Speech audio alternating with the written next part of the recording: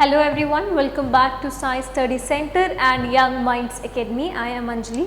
So yes children, today is going to be the last lecture of bacteria. ठीक है, तो जो bacterias थे तो हमने उनका देखा था कि they are prokaryotics, right, primitive हैं, जो उनके सेल हैं,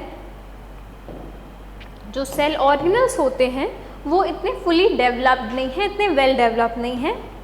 सो राइबोसोम्स जो है वो प्रेजेंट है इनकी बॉडी में, बट बाकी जितने ऑर्गन्स, सेल ऑर्गन्स होने चाहिए वो सारे इनमें वेल डेवलप्ड नहीं हैं. और इनकी साइज़ की बात करें तो काफ़ी ज़्यादा छोटे होते हैं, ये स्मॉलर साइज़ होता है इनका.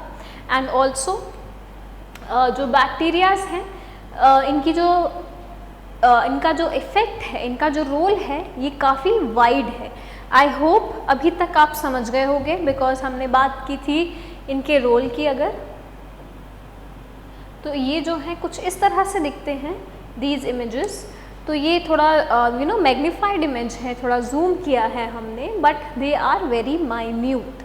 ठीक है, और इनके कुछ शेप्स होते हैं और उसी शेप्स के अकॉर्डिंग इनके टाइप्स जो हैं वो डिफाइन होते हैं. ओके, सो यस, अगर हम बैक्टीरियाज की बात करें तो इनका जो यूसेज है, इनका जो यूज़फुल इनका जो रोल है वो कहाँ कहाँ है, वो है आपका फूड इंडस्ट्री में, ठीक है, देन टेक्सटाइल्स में, देन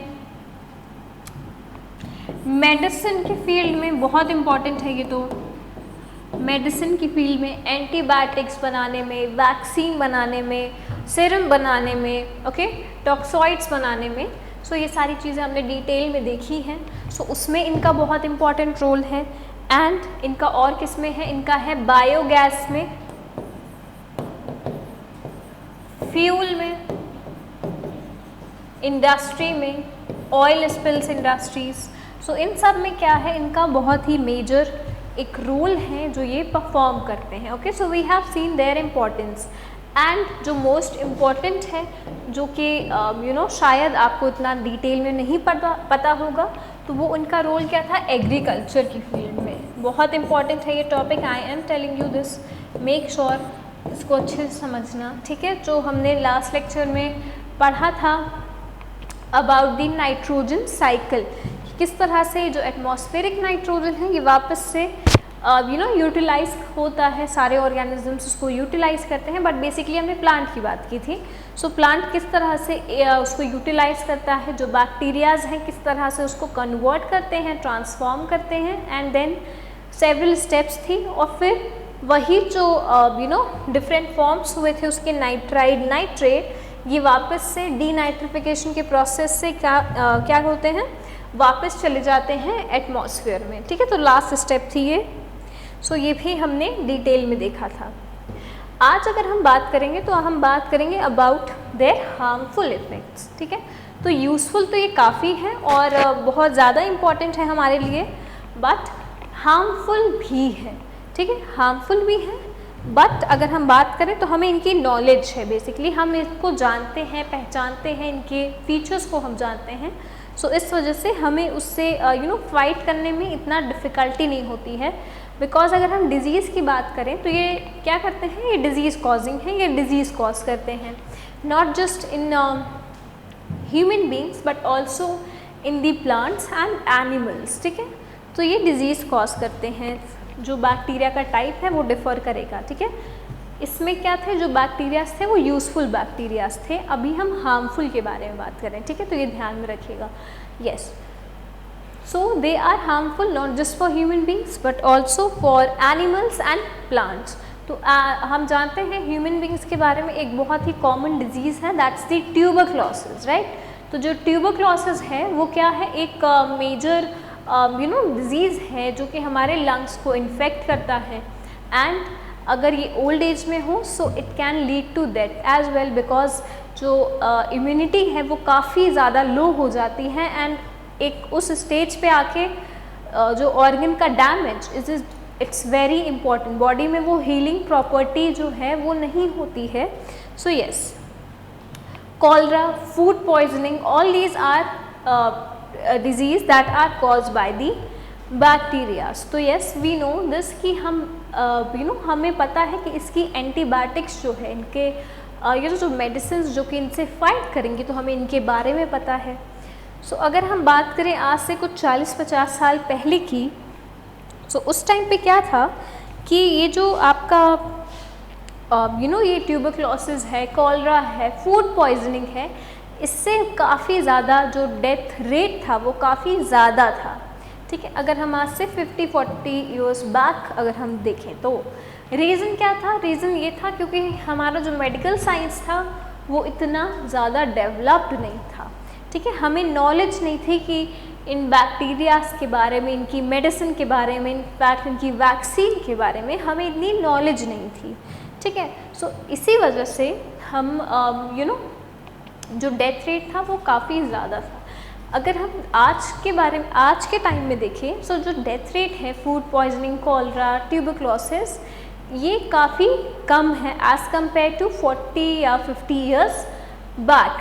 द रीज़न इज़ क्योंकि हमने इन बैक्टीरियाज पे रिसर्च की है, हमारा जो मेडिकल साइंस है उसने काफ़ी तरक्की की है, हमने मेडिसिन निकाली है, एंटीबायोटिक्स निकाली है, वैक्सीन निकाली है, जिसकी वजह से ये जो हम डिजीज़ेस हैं उससे फाइट कर सकते हैं। ओके, सो ये बात थी बैक्टीरियाज की। I hope this all is clear to you. ये यूज़फुल बैक्टीरियाज हैं कि किस तरह से ये हमें यूज़फुल हमें बेनिफिट पहुंचाते हैं। डेयरी इंडस्ट्री में भी इनका एक मेजर रोल है।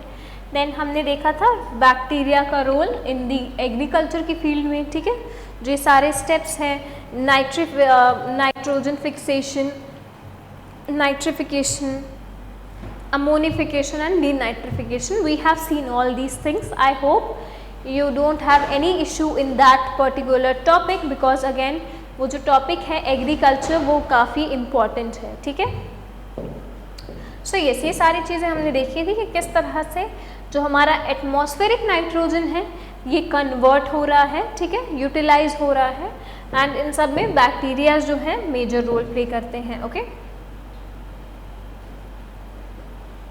yes, so now we will going to talk about the harmful effects of bacteria।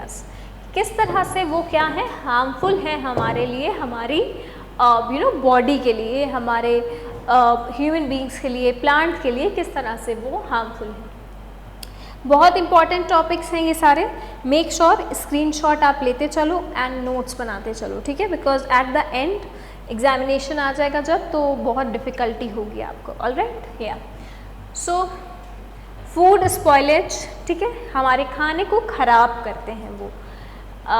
आपको पता होगा कि अगर हम कल रात का खाना फ्रिज में ना रखें, ठीक है, अगर हम फ्रिज में ना रखें और मॉर्निंग में अगर आप उसको देखोगे सो वो ख़राब हो चुका होगा। This you know very well, उसमें से एक पंजेंट स्मेल आएगी एंड वो ख़राब हो चुका होगा। सो इसका जो रीज़न है ये है यही हार्मफुल बैक्टीरियाज ही।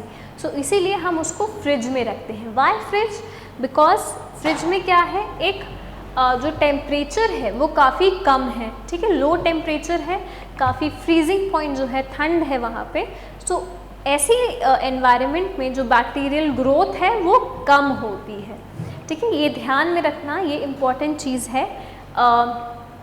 ये क्वेश्चन आ सकता है, ठीक है, तो ध्यान में रखना कि ठंडी जगह में, ठीक है, जिसमें टेम्परेचर जो है काफ़ी कम हो, तो वहाँ पे जो चीज़ें हैं वो कम ख़राब होंगी। रीज़न इज़ क्योंकि बैक्टीरिया ग्रोथ जो है, बैक्टीरियल ग्रोथ जो है वो ऐसे सराउंडिंग में, ऐसे एनवायरनमेंट में कम होता है। ठीक है, सो ये ध्यान में रखिएगा। तो bacteria acts on sugar and proteins in the food. ठीक है, एज यू नो कि हमारे जो फूड है उसमें प्रोटीन होते हैं, उसमें शुगर होते हैं। सो बैक्टीरिया क्या करते हैं, इन्हीं शुगर और प्रोटीन को टारगेट करते हैं to produce product like ammonia and alcohol which change the taste, appearance and smell of the food. बहुत इंपॉर्टेंट है ये, इसको आपको लिखना है अपने एग्ज़ाम में। ठीक है, काफ़ी इंपॉर्टेंट है ये कि क्या बैक्टीरिया जो फूड में आपका शुगर्स प्रेजेंट है, प्रोटीन प्रेजेंट है, उसमें ये एक्ट करते हैं ये बैक्टीरियाज। ठीक है, एंड प्रोडक्ट बनाते हैं क्या, अमोनिया एल्कोहल। सो ये प्रोडक्ट बनाते हैं जिसकी वजह से, क्योंकि ये जो शुगर और प्रोटीन है ये कन्वर्ट हो गए हैं अमोनिया और अल्कोहल में, तो ये क्या करेंगे, जो स्मेल है फूड से वो अजीब सी आएगी, देन टेस्ट उसका चेंज हो जाएगा, अपीयरेंस उसकी चेंज हो जाएगी। So this process is called fermentation. ठीक है, यही प्रोसेस को हम फर्मेंटेशन बोलते हैं। तो एक तरह से ये हेल्पफुल है, हमने कर्ड में देखा, चीज़ में देखा, बट अगेन ये हार्मफुल भी है। So we know this very well कि कर्ड के टाइम हम उसको फ्रिज में नहीं रखते हैं, राइट? क्यों? क्योंकि वहाँ पे वो जो दही है हमारा वो ठीक से तैयार नहीं होगा, इसीलिए हमेशा हम थोड़े गर्म वार्म टेम्परेचर में उसको रखते हैं ताकि वो अच्छे से जल्दी वो कन्वर्ट हो जाए कर्ड में। सो ये रीज़न है। ओके, सो ध्यान रखिएगा, कूलिंग भी इफ़ेक्ट करती है डेवलपमेंट ऑफ बैक्टीरियाज में। Okay, take a screenshot.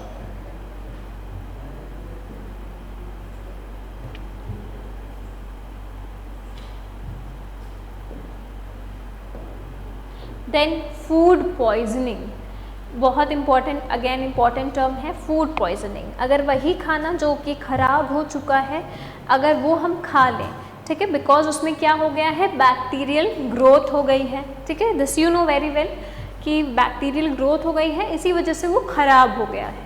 And if we eat that that food, तो वो क्या क्रिएट करेगा, हमारे जो पूरी बॉडी है, मेटाबॉलिक एक्टिविटी है, जो बैक्टीरियाज हैं बेसिकली उस पर, वो कॉज करेंगे फूड पॉइजनिंग। दैट मीन्स खाना जो है हमारा वो ठीक से डाइजेस्ट नहीं होगा, जिसकी वजह से vomiting, fever, all these things occurs. These are the symptoms of the food poisoning. Okay, this is very common, though you know this very well.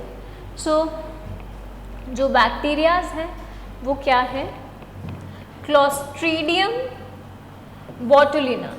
Okay, तो Clostridium botulina acts on canned food, ठीक है, to produce a toxic substance which can even be fatal to humans. Yes, so हमारे human beings के लिए ऐसा खाना जो है वो बहुत हार्मफुल होता है। रीज़न इज़ बिकॉज कि उसमें जो बैक्टीरियाज हैं उनकी ग्रोथ हो गई है and they are very harmful for us. Okay, because हमारा जो पूरा सिस्टम है, हमारा जो डाइजेस्टिव सिस्टम है, वो उसको डाइजेस्ट नहीं कर पाएगा because of the bacterias. And again bacterias एक फॉरेन एजेंट हैं जो कि एंटर करेंगे हमारी बॉडी में।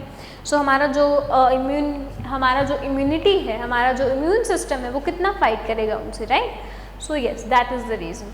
So this is called botulism. Okay, it causes gas to build up in tins which becomes deformed. Again, खाना जो है वो पचेगा नहीं, डाइजेस्ट नहीं होगा, ठीक है, जिसकी वजह से एसिडिटी होगी एंड जो खाना है वो पचेगा नहीं, तो ये वॉमिटिंग जो है ये स्टार्ट होने लगेगी। So yes, this is the reason why. And ये जो फूड पॉइजनिंग है, अगर ये अनट्रीटेड रहे तो ये आगे जाके और भी और भी ज़्यादा हमारी बॉडी के लिए हार्मफुल हो सकती है। वाटर जो लेवल है हमारी बॉडी में वो कम हो सकता है ड्यू टू कंटिन्यूस वॉमिटिंग और लूज मोशन। सो येस, तो इसके लिए ज़रूरी है कि फूड पॉइजनिंग को हम अनट्रीटेड ना छोड़ें, एक प्रॉपर मेडिसिन लें ताकि जो वाटर लेवल है, जो ग्लूकोज लेवल हमारी बॉडी में वो बना रहे। Okay, take a screenshot.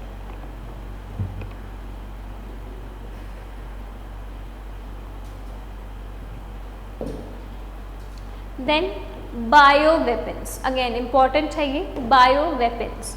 Bacterias also act as the bio weapons. अभी आप देखो वेपन्स, ओके, सो किस तरह से, क्या देखो, toxic substances produce by the bacteria can be used to produce diseases.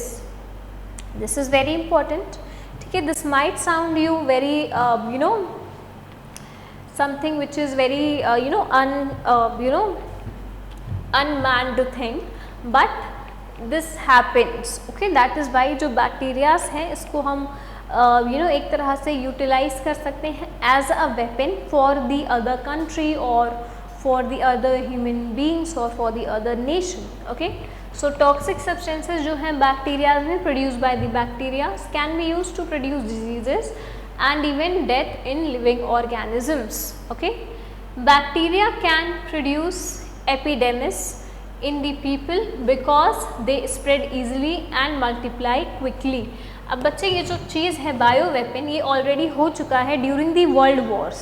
ठीक है, अगर हम वर्ल्ड वॉर की बात करें सो ये सारे जो आप जानते हो कि वर्ल्ड वॉर नेशंस के बीच में हुई थी। ठीक है, काफ़ी सारे नेशंस थे, जापान, जर्मनी, then हमारा America, so all these Nations, all these powerful Nations, इनके बीच में क्या हुई थी, एक वॉर हुई थी जिसको हम वर्ल्ड वॉर बोलते हैं, वर्ल्ड वॉर 1 and 2। ठीक है, सो दिस वी नो कि वर्ल्ड वॉर हुआ था। सो इसमें क्या था वर्ल्ड वॉर में कि एक नेशन ने क्या किया था कि वो जानते थे कि उनके सोल्जर्स जो हैं, उनके जो एनिमल्स हैं बेसिकली, उनमें कुछ बीमारियां हो गई हैं।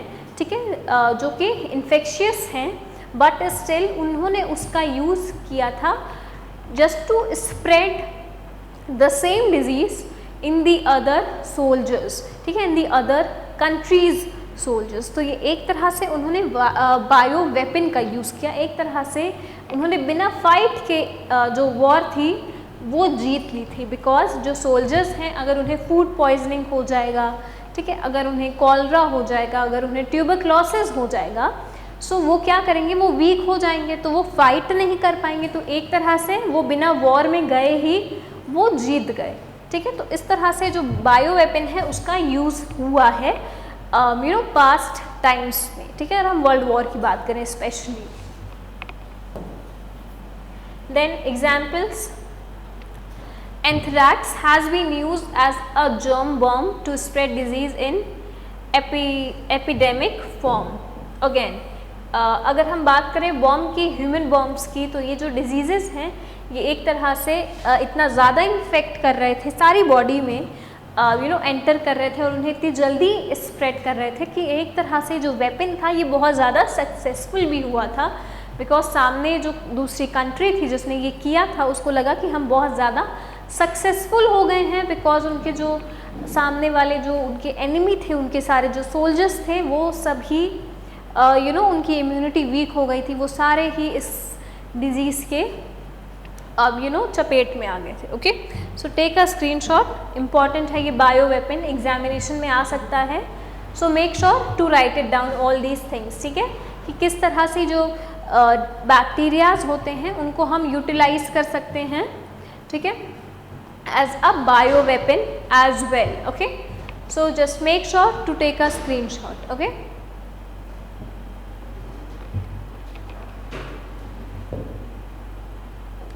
ओके, सो अगर हम ह्यूमन बॉडी की बात करें, हमारे ह्यूमन बींग्स की बात करें, सो ये सारे कुछ बैक्टीरियाज हैं, ये सारे कुछ डिजीज़ हैं, ठीक है, जो कि हमारे ह्यूमन बॉडी में बहुत कॉमन होते हैं।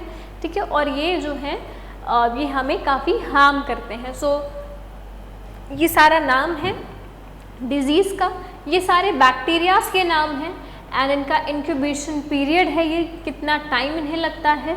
ठीक है, एक बॉडी में एंटर करने के बाद इफ़ेक्ट करने में। देन मोड ऑफ ट्रांसपिरेशन है, ट्रांसमिशन है। देन सिम्टम्स है, what are the symptoms, and also prevention. ठीक है, किस तरह से इनका ट्रीटमेंट, इनका कंट्रोल और इनका प्रिवेंशन हम कर सकते हैं। ओके, अगेन बहुत इंपॉर्टेंट है, just read once and I am going to explain it to you. ठीक है, just have a look at this. Okay,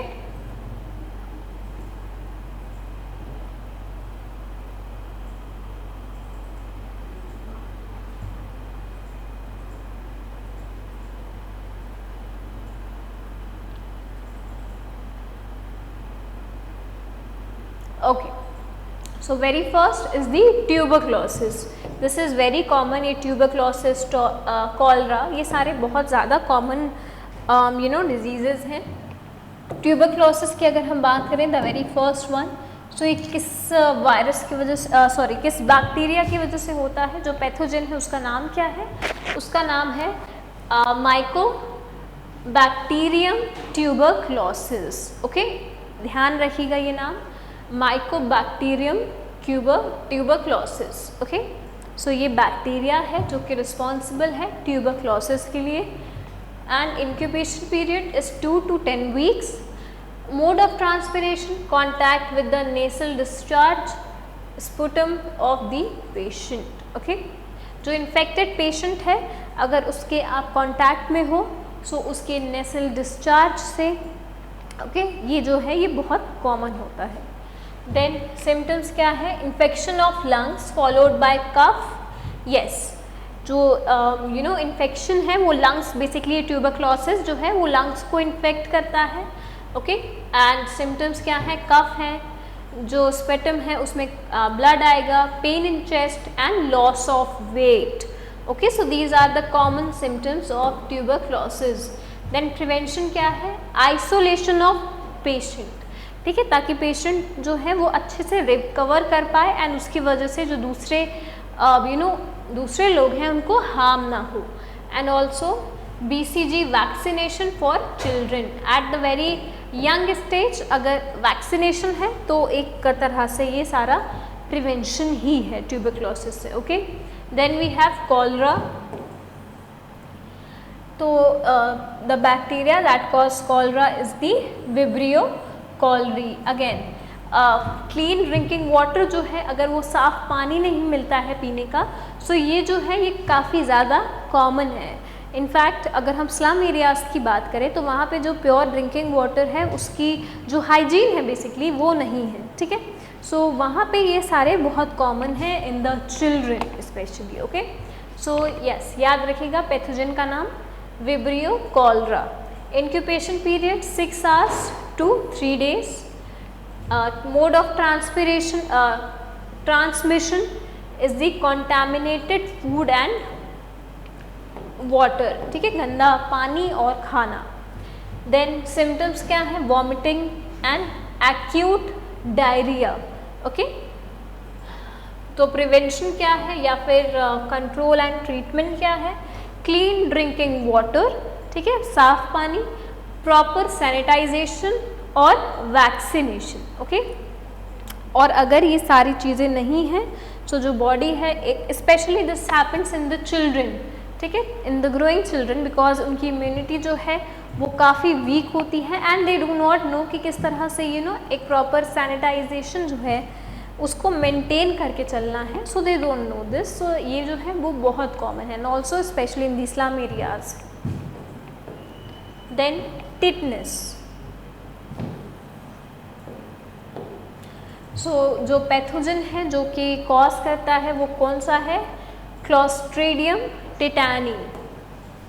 okay, clostridium tetani. Incubation period क्या है? 4 to 21 days। फिर mode of transpiration direct entry of pathogen. Okay, mode of transpiration.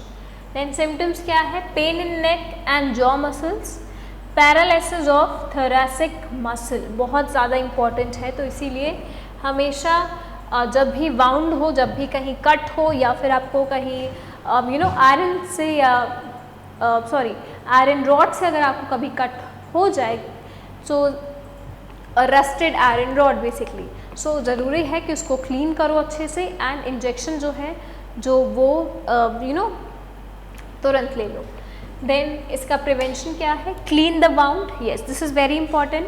Vaccination with an interval of 6 weeks, this is very important कि vaccination और cleaning the wound, ये जो दो है यही एक मेजर प्रिवेंशन है इसका।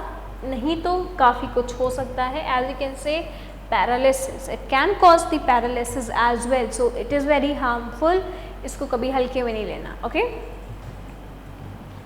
Then fourth one syphilis. ये किस बैक्टीरिया से कॉज होता है? Treponema pallidum. Okay, incubation period 3 weeks। Mode of transpiration sexual contact with the infected person. All these things are infectious. Okay, then symptoms: painless lesion called cancer, fever, illness, skin rash, hair loss and swollen joints. Okay, then prevention या फिर control या फिर treatment क्या है, avoid sexual contact with an infected person, antibiotics can be taken.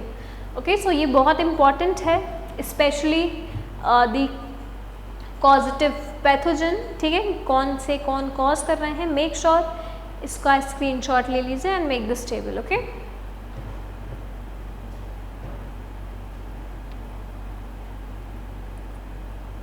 All right.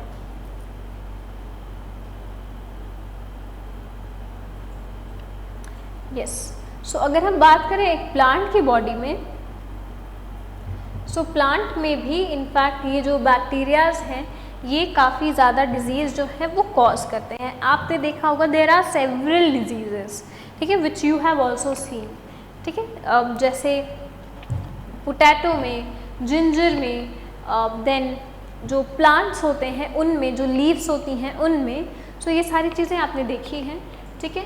तो plant disease caused by the bacterias, again बहुत important है ये सारे नाम। देन क्या है, spots and blights, okay, lady finger में भी ये बहुत कॉमन है। Then soft rots, galls, vascular wilts, scabs, canker and gummosis, okay, ठीक है, तो ये सारी चीज़ें ध्यान रखिएगा। And also the bacterias which are responsible for this, I want the name in the comment section, okay, this is your homework. So you have to tell me the name of each. You have to just search down this one, first one, second one, third, fourth, fifth and sixth. So I want all the names of the bacteria that causes these diseases in the plant body. Okay, इसी तरह से बच्चे जो animal body हैं उनमें भी जो bacterias हैं वो एक बहुत हार्मफुल इफेक्ट करते हैं, जैसे अबॉर्शन हो गया, abortion in the animals, this is also very common. Then उनको भी ये certain issues, urine in blood in the urine, okay, so ये सारे जो है स्वेलिंग फीट, सो ये सारे क्या हैं, ये सारे कॉज होते हैं बैक्टीरियाज की वजह से। तो bacterias are responsible for this plant, human and animal body as well. Okay, so there is a table, it's given in your textbook, you have to read down that, ठीक है। so yes, make sure to learn it, ठीक है, by heart learn करना। फिर अब next जो हमारा next class होगा उसमें हम पढ़ेंगे about the fungi.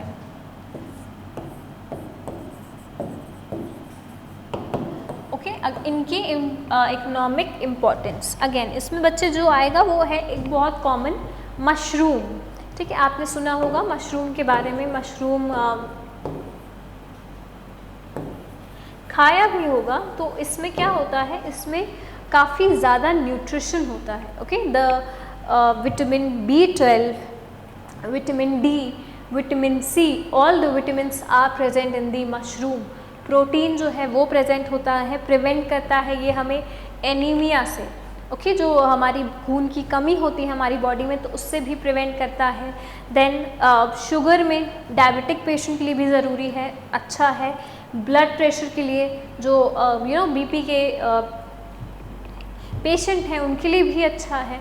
So basically जो मशरूम है it's a power house, okay, power house है ये, इसमें सब कुछ होता है। So make sure to add mushroom in your diet. Okay, so yes children, तो हम फंजाई के बारे में पढ़ेंगे किस तरह से ये जो है ये हमारे लिए हेल्पफुल है एंड हार्मफुल है। अगेन ये जो फंजाई है फंगस है, बेसिकली फंगस आपने सुना होगा। जब हम ब्रेड रख देते हैं काफ़ी टाइम के लिए, सो उसमें ग्रीन ग्रीन सा कुछ हो जाता है, राइट, दिस वी नो कि जो ब्रेड स्लाइस है तो उसमें ये जो ग्रीन ग्रीन सा हो जाता है, जो स्पॉट्स होते हैं वो फंगस होता है। ओके, सो एक तरह से ये जो फंजाई है, फंगस है हमारा, ये फूड को हमारे हार्म करता है एंड कुछ डिजीज़ कॉज करता है। प्लांट के लिए भी हार्मफुल है, एनिमल के लिए भी है और ह्यूमन बींग्स के लिए भी है। बट ये जो है ये भी यूज़फुल है, जैसे हमारे लिए भी बैक्टीरियाज में हमने देखा था कि ये यूज़फुल हैं, हार्मफुल हैं, उसी तरह से ये फंजाई भी हमारे लिए यूज़फुल हैं और हार्मफुल है। All right, so yes children, in the next lecture हम पढ़ेंगे इन फंजाई के बारे में। I hope this much is clear to you. Just in case of any confusion, any query, just comment down below. I'll see to it. Okay, and yes children, in the next lecture we are going to discuss about the fungi. So till then, just stay safe, stay at your home and study well, make good notes. Okay, thank you.